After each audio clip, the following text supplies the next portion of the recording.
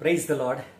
ప్రభువైన యేసు క్రీస్తు నామములో ప్రియులందరికీ శుభాలు, వందనాలు. ప్రియ దేవుని బిడ్డలారా, ఈ శ్రేష్టమైన సందర్భంలో కూడా ఒక చిన్న విషయం మీతో కూడా పంచుకోవాలని నేను ఆశపడుతున్నాను. అదేంటంటే, మన మూల పితరుడైనటువంటి విశ్వాసులకు తండ్రి అయినటువంటి అబ్రహాము గురించి ఒక చిన్న మాట.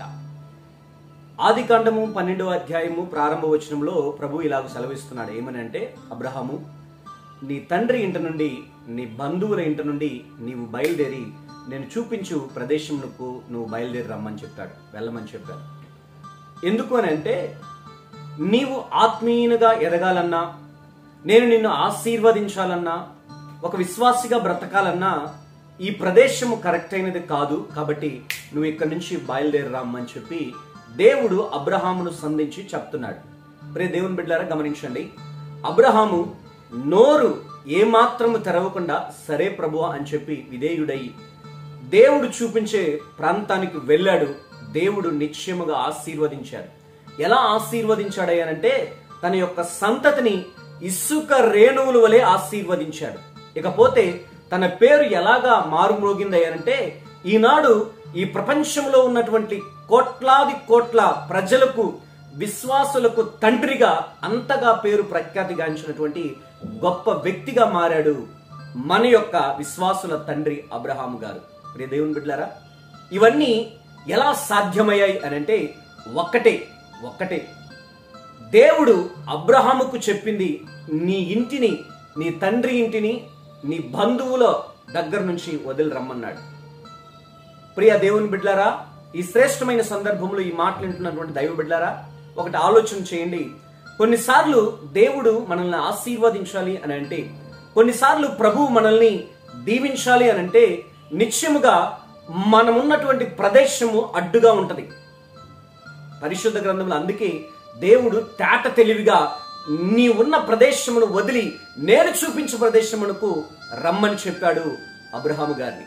ఈనాడు నీవు అనుకుంటూ ఉండొచ్చు, కొన్ని నెలలుగా ఇక్కడ ఉన్నాను, కొన్ని సంవత్సరాలుగా ఇక్కడ ఉంటున్నాను, కానీ ఆశీర్వాదం రావటం లేదు, దేవుడు ఎందుకు ఆశీర్వదించడం లేదు అని చాలా మంది మదన వేదన పడుతూ ఉంటారు. అయితే ప్రియ దైవ బిడ్డలారా, ఒకసారి గమనించండి. నీ ఉంటున్నటువంటి ప్రదేశము దేవునికి హేయకరంగా ఉందేమో. ఒకవేళ నిన్ను ఆశీర్వదించకుండా పోవడానికి ఇదే నీ ఉన్న ప్రదేశమే ముఖ్య కారణమై ఉండొచ్చు. కొంతమంది అంటారు, అన్నా మేముండే ప్రదేశము చాలా భయంకరమైంది, అయినా మేము ఇక్కడే ఉంటాం. ఎందుకంటే మన దేవుడు గొప్ప దేవుడు కదా. నిజముగా మేము ఏం చేస్తామంటే, ప్రార్థన పూర్వకంగా ఈ ప్రదేశంలో ఉన్న వారిని జయించగలుగుతాము, ప్రార్థన పూర్వకంగా మార్చగలుగుతాము అని అనుకుంటూ ఉంటారు. ఎలా? కొన్ని సంవత్సరాలుగా అయినా వారి బ్రతుకులు మారవు, అలాగే వారి యొక్క జీవితంలో కూడా ఏమాత్రం ఎదుగుదల ఉండదు. గల కారణం ఏంటంటే, ప్రభు ఏం కోరుకుంటున్నాడో తెలుసా? నీ ఉన్న ప్రదేశము అతి భయంకరమైనది, అది దేవునికి హేయకరమైంది. కాబట్టి నీవు ఆ ప్రదేశమును వదిలి వేరే ప్రదేశానికి వస్తేనే నిశ్చయముగా నీ జీవితంలో ఆశీర్వాదము చూడగలవు. దేవుడు అప్పుడే నీ జీవితంలో చొరవ చేసుకోగలడు, కల్పించుకోగలడు. లేకపోతే అంతవరకు దేవుడు నీ జీవితంలో ఆయన చోటు చేసుకోడు. దేవుడు బిడ్డలారా, ఒకటి గమనించండి. నీ జీవితంలో ఆశీర్వాదం లేదేమో నీ ఉన్న ప్రదేశాన్ని బట్టి, నీ కుటుంబంలో ఎదుగుదల లేదేమో నీ ఉన్న ప్రదేశాన్ని బట్టి, నీ పిల్లల జీవితంలో ఆశీర్వాదకరంగా లేవేమో, ఫలభరితంగా లేవేమో నీ ఉన్న ప్రదేశాన్ని బట్టి. అయితే ఒక్క మాట చెప్పనివ్వండి, అలనాడు మన పితరుడైన అబ్రహాము గారు ఆశీర్వదించడానికి అంతకు ముందు ఆయన ఉన్న ప్రదేశము దేవునికి హేయకరంగా ఉంది. కాబట్టి దేవుడు చెప్తున్నాడు, నీ ఉన్న ప్రదేశాన్ని వదిలి రా, అప్పుడే నిన్ను ఆశీర్వదిస్తాను అని చెప్పి నిశ్చయముగా దేవుడు ఆ ప్రదేశాన్ని వదిలి వచ్చిన తర్వాత ఆశీర్వదించాడు. నేనంటాను, నీవు ఆశీర్వదించబడకుండా ఉండడానికి గల కారణం నీ ఉన్న ప్రదేశమేమో. నీ కుటుంబంలో అద్భుతాలు, ఆశ్చర్య కార్యాలు జరగకుండా ఉండడానికి గల కారణం నీ ఉన్న ప్రదేశమేమో. నీ పిల్లల జీవితం ఫలభరితంగా మారకపోవడానికి గల కారణం నీ ఉన్న ప్రదేశమేమో.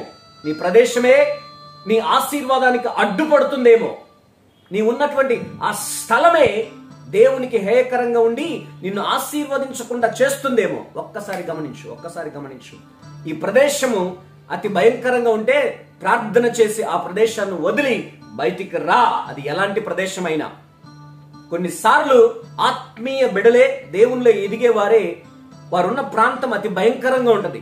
వైన్ షాపులు, బ్రాందీ షాపులు ఉన్న ప్రదేశంలో వారు నివాసం చేస్తూ ఉంటారు. వ్యభిచారము జరిగే ప్రదేశములో, ప్రాస్టిట్యూషన్ జరిగే ఆ ప్రదేశంలో దైవ బిడ్డలు నివాసము చేస్తూ ఉంటారు. నేను అంటాను, ఆ ప్రదేశమే అతి భయంకరమైంది. నిన్ను ఆశీర్వదించకుండా పోవడానికి గల కారణం ఆ ప్రదేశమేమో. నీవున్న ఆ ప్రదేశమే దేవునికి అతి హేయకరంగా ఉందేమో. ఒక్కసారి ఆలోచన చేయి. కొన్నిసార్లు విగ్రహారాధన చేసే ప్రదేశంలో ఉంటే దేవుడు ఆ ప్రదేశాన్ని వదిలి ఇప్పుడు బయటికి రమ్మంటున్నాడు. ఎందుకో తెలుసా? నీవు ఆ ప్రదేశంలో ఉంటే నేను అక్కడికి రాలేను, నిన్ను ఆశీర్వదించలేను. కాబట్టి నీవు ఆ ప్రదేశాన్ని వదిలి వస్తే నిశ్చయముగా నీ జీవితంలో నేను అద్భుతాలు, ఆశ్చర్యకార్యాలు చేస్తానని ప్రభు సెలవిస్తున్నాడు. మనకు మాదిరికరంగా ఒక జీవితాన్ని ఉంచాడు. అదే అబ్రహాము గారి జీవితం. Praise God. దేవునికి మహిమ కలుగునగాక. ప్రియ దైవ బిడ్డలారా, ఈనాడు నీ జీవితంలో ఎదుగుదల లేదా? నీ ఉద్యోగంలో ఎదుగుదల లేదా? లేకుంటే నీ పిల్లల జీవితంలో ఎలాంటి ఫలభరితమైన జీవితం చూడలేకపోతున్నావా? నీ ఆత్మీయ భక్తిలో ఎదుగుదల లేదా? ఒకసారి ఆలోచన చేయకూడదు? ఎందుకని నువ్వు ఒక్కసారి ఆలోచన చేయకూడదు?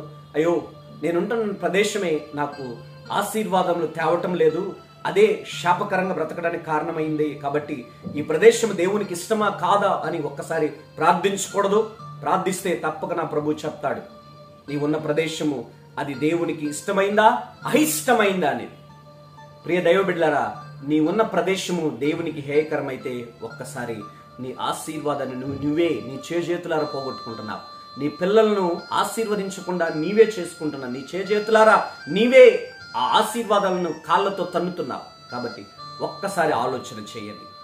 నీ కుటుంబంలో ఎదుగుదలకు, ఆశీర్వాదాలకు ఏవి అడ్డుపడుతున్నాయో, నీ ఉన్న ప్రదేశమే వాటన్నిటికీ అడ్డుపడుతూ ఉందనంటే దయచేసి ఆ ప్రదేశాన్ని వదిలి ఏంటి ఆ త్రాగుడు ప్రాంతాన్ని, ఆ వ్యభిచార ప్రాంతాన్ని, ఆ దొంగతనం ప్రాంతాన్ని, ఆ శాపకరమైన ఆ కూపంలో నుంచి బయటికి రా.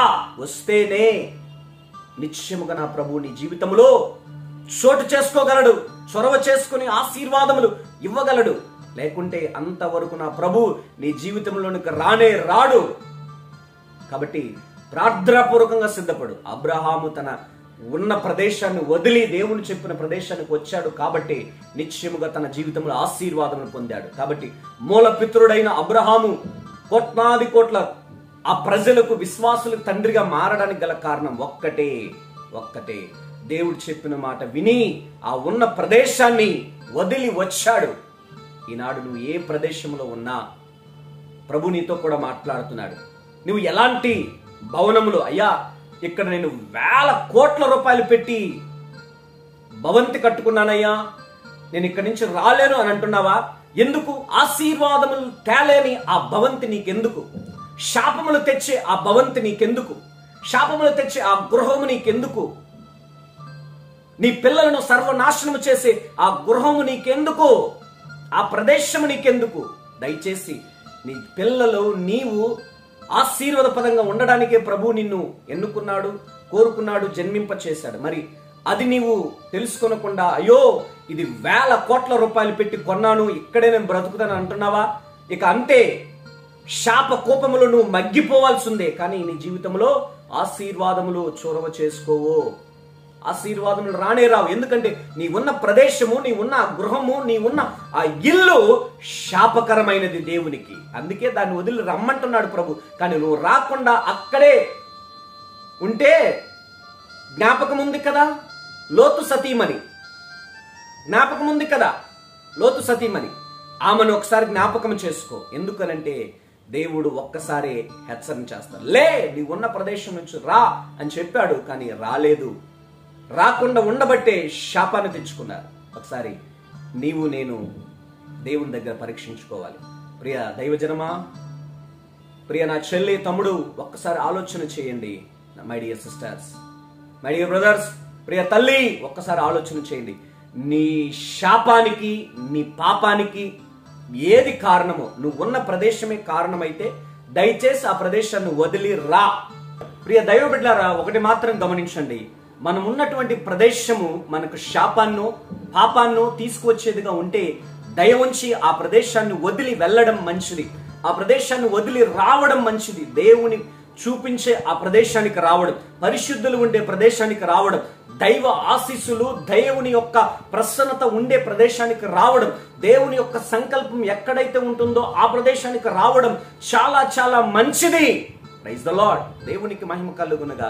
ప్రియ దైవ బిడ్డలారా, మనందరికీ తెలుసు చాలా సుపరిచితమైనటువంటి ఆ ఒక ప్రాంతం మనందరికీ తెలుసు, చాలా సుపరిచితమైనటువంటి సన్నివేశం పరిశుద్ధ గ్రంథములు. రాజైనటువంటి దావీదు యుద్ధ కాలంలో, యుద్ధము జరిగే సమయంలో ఆయన ఇంటిలో ఉండకూడనే ఆ ఒక సిచ్యువేషన్ లో దావీదు ఏం చేస్తున్నాడంటే ఇంటిలో ఉన్నాడు. అయితే ఇంటిలో తన యొక్క గదిలో ఉన్నాడాయా అని అంటే లేడు. తాను ఏం చేశాడయ్యా అంటే మేడ గదిపైకి తన యొక్క ఇంటి పై భాగంలో ఆ ఒక ప్రదేశంలో తిరుగుతూ ఉన్నాడు. వాస్తవానికైతే తాను ఎక్కడికి వెళ్ళాలి అంటే ఆ కాలము రాజులు యుద్ధము చేసే కాలం, ఆ కాలము రాజులు యుద్ధానికి వెళ్ళవలసిన సమయం అది. అయితే మన రాజైన దావీదు గారు ఏం చేస్తున్నారంటే ఉండకూడని ప్రదేశంలో, తిరగకూడని ప్రదేశంలో, తను చూడకూడని ప్రదేశంలో, ఆ ప్రదేశాల్లో ఉంటున్నాడు. జరిగిన సంగతి ఏంటయ్యానంటే చూడకూడని సన్నివేశం చూశాడు, చేయకూడని కార్యం చేసేశాడు.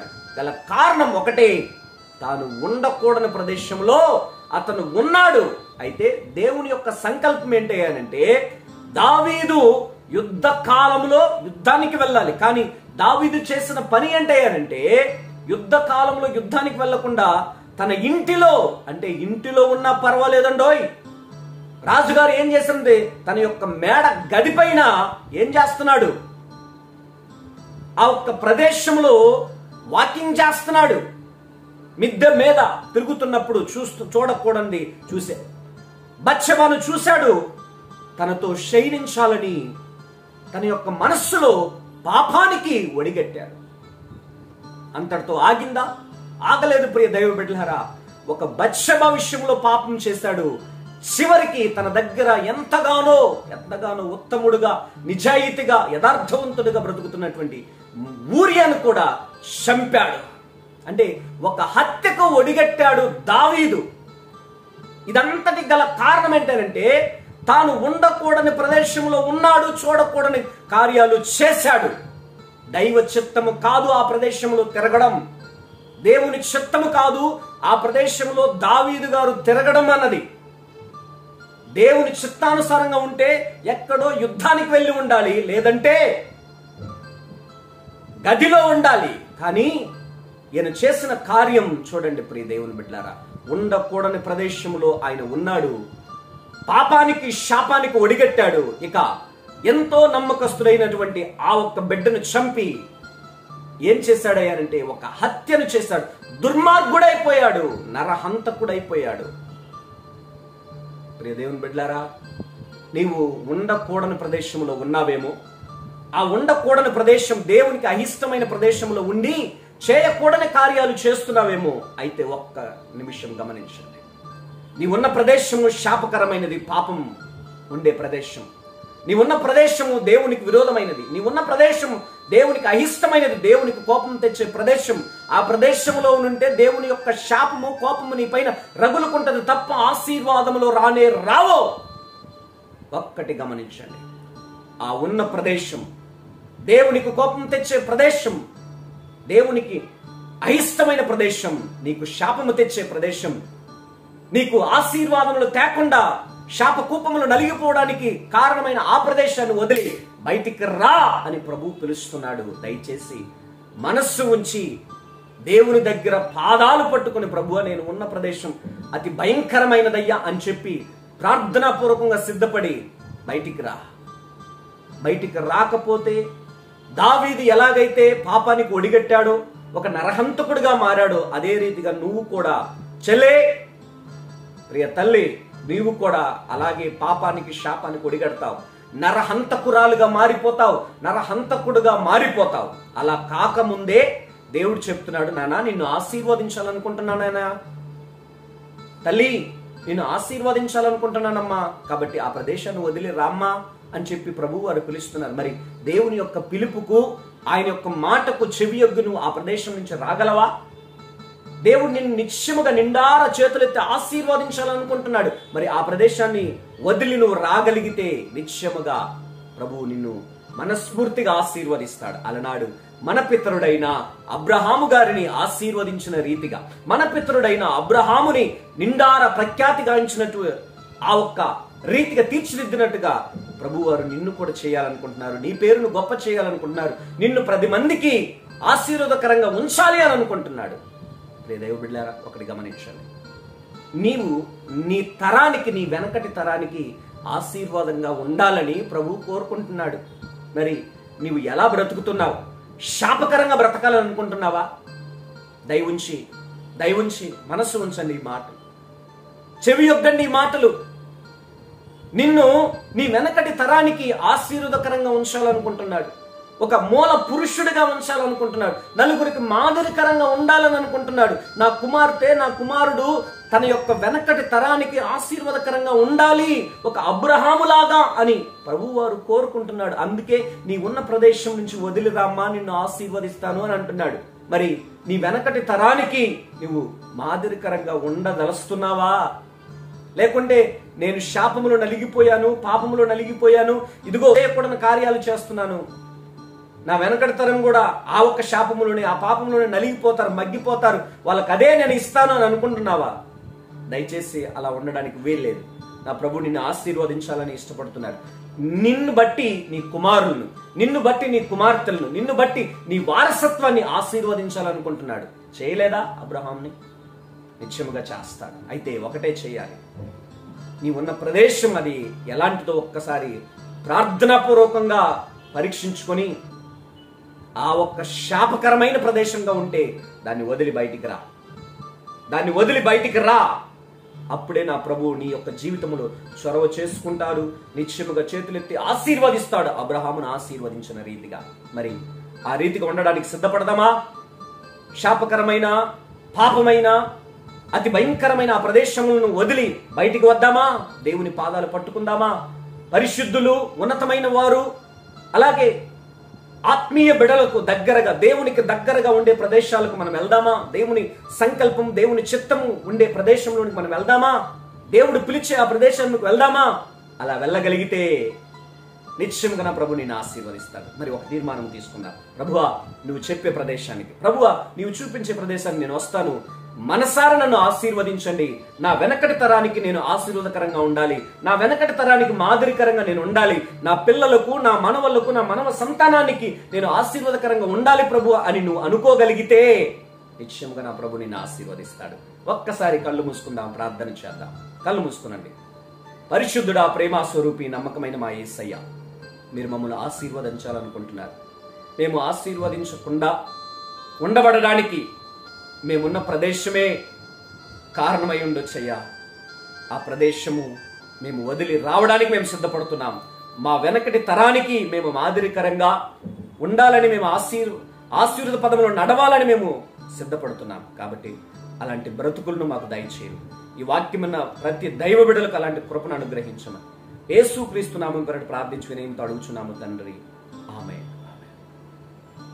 Praise the Lord. May God bless you everyone. May God bless you.